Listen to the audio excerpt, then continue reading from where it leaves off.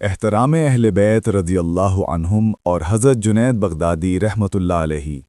جنید بغدادی رحمۃ اللہ علیہ شروع میں خلیفہ بغداد کے درباری پہلوان اور پوری مملکت کی شان تھے۔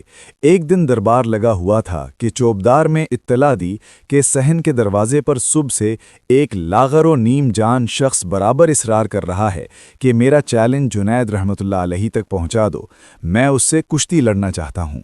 لوگوں کو بڑی حیرت ہوئی، مگر خلیفہ نے درباریوں سے باہمی مشورے کے بعد کشتی کے مقابلے کے لیے تاریخ اور جگہ متعین کر دی۔ انوکھی کشتی مقابلے کی تاریخ آتے ہی بغداد کا سب سے وسیع میدان لاکھوں تماشائیوں سے کھچا کھچ بھر گیا۔ اعلان ہوتے ہی حضرت جنید بغدادی رحمۃ اللہ علیہ تیار ہو کر اکھاڑے میں اتر گئے۔ وہ اجنبی بھی کمر کس کر ایک کنارے کھڑا ہو گیا۔ لاکھوں تماشائیوں کے لیے یہ بڑا ہی حیرت انگیز منظر تھا۔ ایک طرف شہرت یافتہ پہلوان اور دوسری طرف کمزور و نحیف شخص۔ حضرت جنید رحمۃ اللہ علیہ نے جیسے ہی خم ٹھونک کر زور آزمائی کے لیے پنجہ بڑھایا تو اجنبی شخص نے دبی زبان سے کہا، کان قریب لائیے، مجھے آپ سے کچھ کہنا ہے۔ نہ جانے اس آواز میں کیا سحر تھا کہ سنتے ہی حضرت جنید رحمۃ اللہ علیہ پر ایک سکتہ طاری ہو گیا۔ کان قریب کرتے ہوئے کہا، فرمائیے۔ اجنبی کی آواز گلوگیر ہو گئی۔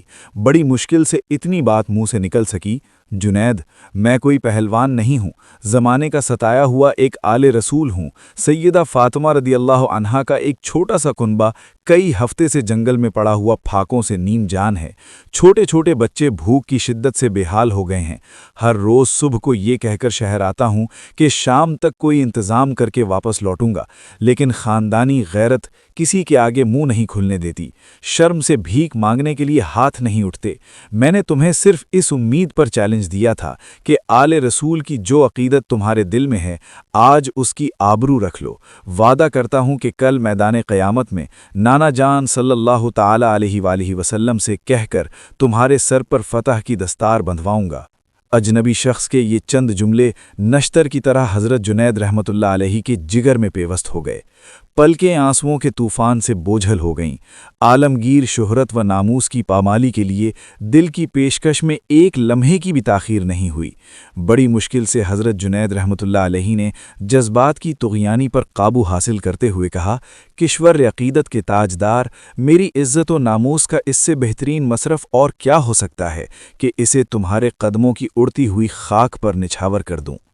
اتنا کہنے کے بعد حضرت جنید رحمۃ اللہ علیہ خم ٹھونک کر للکارتے ہوئے آگے بڑھے اور سچ مچ کشتی لڑنے کے انداز میں تھوڑی دیر پینترا بدلتے رہے، لیکن دوسرے ہی لمحے میں حضرت جنید رحمۃ اللہ علیہ چاروں چانے چت تھے اور سینے پر سیدہ فاطمہ زہرا رضی اللہ تعالی عنہا کا ایک نحیف و ناتواں شہزادہ فتح کا پرچم لہرا رہا تھا۔ ایک لمحے کے لیے سارے مجمع پر سکتے کسی کیفیت طاری ہو گئی۔ حیرت کا طلسم ٹوٹتے ہی مجمع نے نحیف و ناتواں سید کو اٹھا لیا اور ہر طرف سے انعام و اکرام کی بارش ہو رہی تھی۔ رات ہونے سے پہلے ایک گمنام سید خلت و انعامات کا بیش بہا ذخیرہ لے کر جنگل میں اپنی پناہ گاہ کی طرف لوٹ چکا تھا۔ حضرت جنید رحمۃ اللہ علیہ اکھاڑے میں چت لیٹے ہوئے تھے۔ اب کسی کو کوئی ہمدردی ان کی ذات سے نہیں رہ گئی تھی۔ آج کی شکست کی ذلتوں کا سرور ان کی روح پر ایک خمار کی طرح چھا گیا تھا۔ عشاء کی نماز سے فارغ ہونے کے بعد حضرت جنید رحمۃ اللہ علیہ جب اپنے بستر پر لیٹے تو بار بار کان میں یہ الفاظ گونج رہے تھے، میں وعدہ کرتا ہوں کہ کل قیامت میں نانا جان سے کہہ کر تمہارے سر پر فتح کی دستار بندھواؤں گا۔ دستار ولایت، کیا سچ مچ ایسا ہو سکتا ہے؟ کیا میری قسمت کا ستارہ یک بیک اتنی بلندی پر پہنچ جائے گا کہ سرکار صلی اللہ تعالی علیہ وآلہ وسلم کے نورانی ہاتھوں کی برکتیں میری پیشانی کو چھو لیں؟ اپنی طرف دیکھتا ہوں تو کسی طرح اپنے آپ کو اس اعزاز کے قابل نہیں پاتا۔ اب جب تک زندہ رہوں گا قیامت کے لیے ایک ایک دن گننا پڑے گا۔ یہ سوچتے سوچتے حضرت جنید رحمۃ اللہ علیہ کی جیسے ہی آنکھ لگی، سوئی ہوئی قسمت انگڑائی لے کر جاگ اٹھی۔ سامنے شہد سے بھی میٹھے میٹھے آقا مسکراتے ہوئے تشریف لے آئے۔ لب ہائے مبارک کو جنبش ہوئی، رحمت کے پھول جھڑنے لگے۔ الفاظ کچھ یوں ترتیب پائے، جنید اٹھو، قیامت سے پہلے اپنے نصیب کی سرفرازیوں کا نظارہ کر لو۔ نبی زادوں کے ناموس کے لیے شکست کی ذلتوں کا انعام قیامت تک قرض نہیں رکھا جائے گا۔ سر اٹھاؤ، تمہارے لیے فتح و کرامت کی دستار لے کر آیا ہوں۔ آج سے تمہیں عرفان و تقرب کی سب سے اونچی بساط پر فائز کیا گیا۔ بارگاہ یزدانی سے گروہ اولیاء کی سروری کا اعزاز تمہیں مبارک ہو۔ ان کلمات سے سرفراز فرمانے کے بعد سرکار مدینہ، سرور قلب و سینہ، فیض گنجینہ، صاحب معطر پسینہ صلی اللہ تعالی علیہ وآلہ وسلم نے حضرت جنید بغدادی رحمۃ اللہ علیہ کو سینے سے لگا لیا۔ اس عالم کیف بار میں اپنے شہزادوں کے جان نثار پروانے کو کیا عطا فرمایا، اس کی تفصیل معلوم نہیں ہو سکی۔ جاننے والے بس اتنا ہی جان سکے کہ صبح کو جب حضرت جنید رحمۃ اللہ علیہ کی آنکھ کھلی تو پیشانی کی موجوں میں نور کی کرن لہرا رہی تھی۔ سارے بغداد میں آپ کی ولایت کی دھوم مچ چکی تھی۔ خواب کی بات باد صبا نے گھر گھر پہنچا دی تھی۔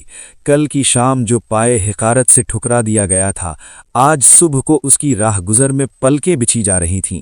ایک ہی رات میں سارا عالم زیر و زبر ہو گیا تھا۔ طلوع سحر سے پہلے ہی حضرت جنید رحمۃ اللہ علیہ کے دروازے پر درویشوں کی بھیڑ جمع ہو گئی تھی۔ جوں ہی آپ رحمۃ اللہ علیہ حجرہ مبارک سے باہر تشریف لائے تو دروازے پر جمع درویشوں، فقیروں اور طالبان حق نے ایک ساتھ نعرہ تکبیری بلند کیا۔ ہر آنکھ اشتیاق سے بھری ہوئی تھی اور ہر دل اس نورانی شخصیت کے دیدار کو بےتاب تھا۔ وہی جنید جو کل تک دربار خلافت کی شان اور کشتی کے میدانوں کا سلطان تھا، آج سادگی، خشیت اور وقار کا پیکل بن چکا تھا۔ آپ رحمت اللہ علیہ نے نگاہ اٹھائی تو دنیا کی ہر عظمت حقیر اور ہر شہرت بے معنی محسوس ہوئی۔ دل کی گہرائیوں سے ایک آہ نکلی اور زبان پر شکر کے الفاظ جاری ہوئے۔ فرمایا، یہ سب میرے عمل کا صلہ نہیں، یہ آل رسول صلی اللہ علیہ وسلم کی محبت اور ان کے ناموس پر قربان ہونے کی برکت ہے۔ اسی دن سے حضرت جنید بغدادی رحمۃ اللہ علیہ نے دنیاوی کشتی، شہرت اور منصب سے ہمیشہ کے لیے کنارہ کشی اختیار کر لی۔ آپ نے دربار خلافت کو خیر بات کہا، پہلوانی کے لباس کو اتار کر زہد و تقوی کا جامہ پہن لیا اور فقر، صبر اور معرفت کو اپنا اوڑھنا بچھونا بنا لیا۔ بغداد کی گلیاں گواہ بن گئیں کہ جو شخص کل تک طاقت کے زور پر پہچانا جاتا تھا، آج دلوں پر حکومت کرنے لگا تھا۔ جس کے سامنے لوگ کھڑے ہو کر سلام کرتے تھے، اب وہی لوگ ادب سے زمین پر بیٹھ کر آپ کے الفاظ معرفت سنتے تھے۔ حضرت جنید بغدادی رحمۃ اللہ علیہ اکثر فرمایا کرتے، ہمیں جو ملا ہے وہ جھکنے سے ملا ہے۔ جو آل محمد صلی اللہ علیہ وسلم کے سامنے جھک گیا، اللہ اسے دنیا و آخرت میں بلند کر دیتا ہے۔ اور وہ نحیف و ناتواں سید، وہ پھر کبھی کسی میدان میں نظر نہ آیا، مگر اس کی ایک صدا نے ایک پہلوان کو ولی بنا دیا، ایک شکست نے عزت کی انتہا عطا کر دی، اور ایک رات نے تاریخ ولایت کا رخ موڑ دیا۔ یہی وجہ ہے کہ آج صدیوں بعد بھی حضرت جنید بغدادی رحمۃ اللہ علیہ سردار الاولیاء کہلاتے ہیں۔ سبق آخرت۔ آل رسول صلی اللہ علیہ وسلم کا ادب ایمان کی جان ہے۔ اللہ کے نزدیک عزت قربانی سے ملتی ہے۔ جو دنیا میں حق کے لیے جھک جاتا ہے، اللہ اسے ولایت کی بلندیوں پر فائز کر دیتا ہے۔ اللہ ہمیں اہل بیت رضی اللہ عنہم کی سچی محبت، ادب اور وفاداری نصیب فرمائے، آمین۔ آپ اس سے اچھا سیکھیں گے اور دوسروں کو سکھانے کی کوشش کریں گے اور اس کو دوسرے کے ساتھ شیئر بھی کریں گے۔ ہماری آنے والی ویڈیو تک کے لیے اللہ حافظ۔